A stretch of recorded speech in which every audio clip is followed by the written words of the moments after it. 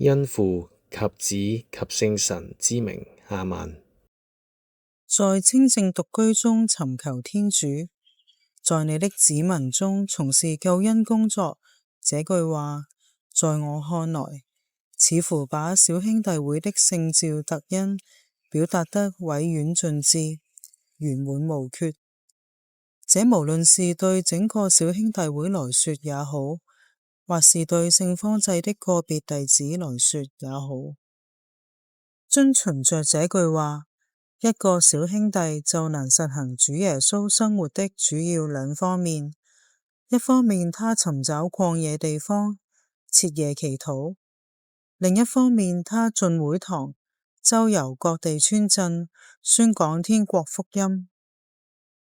本會最初時期有一段會史記載說，會祖聖方濟覺得猶豫，不知應該過獨居隱修的生活，還是前往世界各地向民眾宣講福音。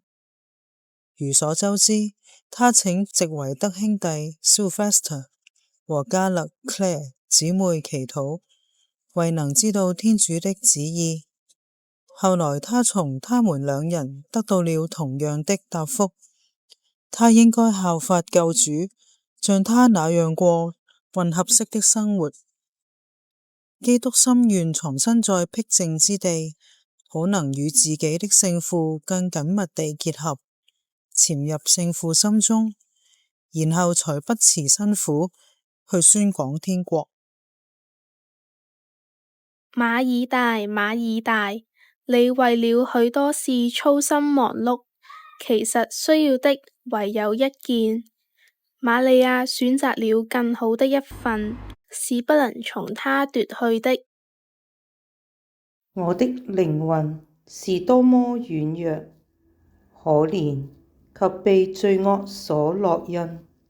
我在你愛子的天國中出生，你引導我們邁向光榮的希望，得到你的冠冕，因着你的恩賜，因着你聖子耶穌，我們來到你那裏，他是我崇拜的愛。ô救主，吸引我們，使我們追隨你的足跡，跟隨你，到達天父那裏。天主，在你之內，祈禱與宣講、靜修與服務，二者毫無衝突矛盾，因為都是以你為中心，尋找你、親近你。聖方濟和真福雷永明都這樣理解並且實踐了，願我也能緊隨他們，以你為中心，尋找你、親近你。阿們。慈愛的天父，你曾使真福雷永明一生熱愛聖言，又啟迪他獻出一生，將聖經譯成中文，貢獻給你所愛的中國教會。現在懇切求你報答他的辛勞，使他早日得享信友們的敬禮，因他忠誠地為了耶穌基督的福音工作，成為聖神德能的生活見證。現在更懇切求你接納他為我所作的祈禱，賞賜我所特別需要的這個恩寵，以光榮你的聖名。阿們。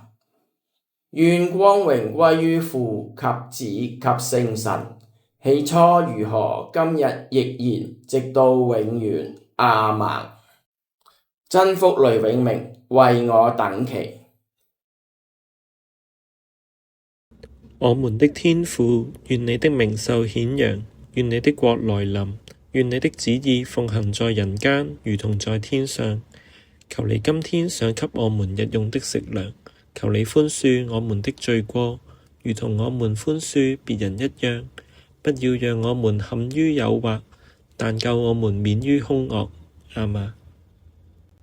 萬福瑪利亞，你充滿聖寵，主與你同在，你在婦女中受讚頌，你的親子耶穌同受讚頌。天主聖母瑪利亞，求你現在和我們臨終時，為我們罪人祈求天主。阿們。願光榮歸於父及子及聖神，起初如何，今日亦然，直到永遠。阿們。真福雷永明，請為我們祈禱。因父及子及聖神之名。阿們。